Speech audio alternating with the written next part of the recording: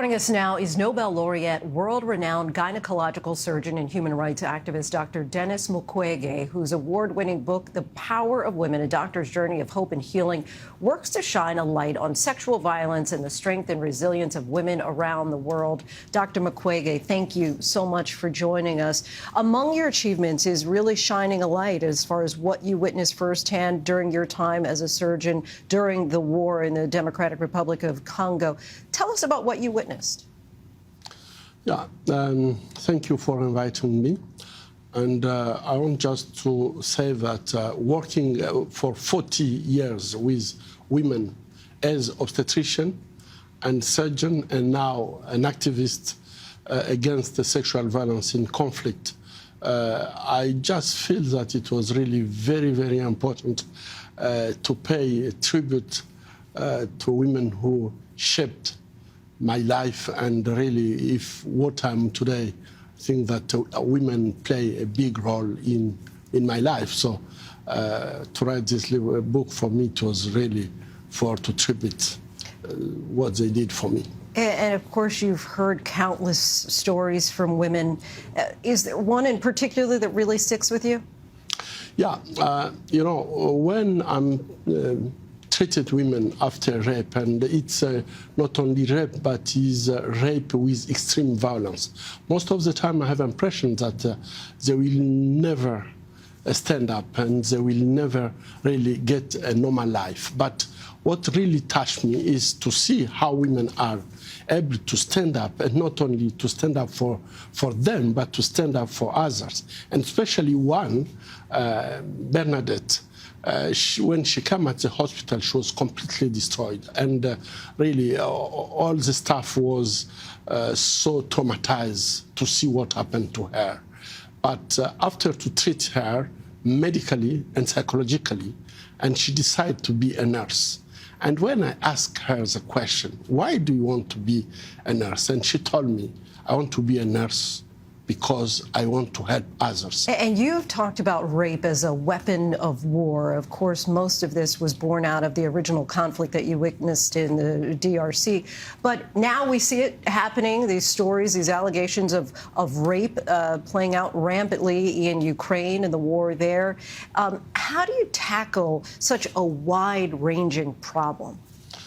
Yeah, I think rape as a weapon of war is happening everywhere in the world. Where there is war, women and girls are suffering, and most of the time rape is used in many conflicts, but it's a taboo. People are not talking about it, and what is happening in Ukraine is not unique. It's happening in Congo, in Yemen and Tigray and so on. But I think that we need to be aware about this situation and just know that when a conflict army appear, we have to be ready to protect women and girls. And I think that the way that the international community acts when it happened in Ukraine, this is the way that it should be done everywhere in the world when there is a conflict, to protect women and girls, because we know that they are paying a lot when there is an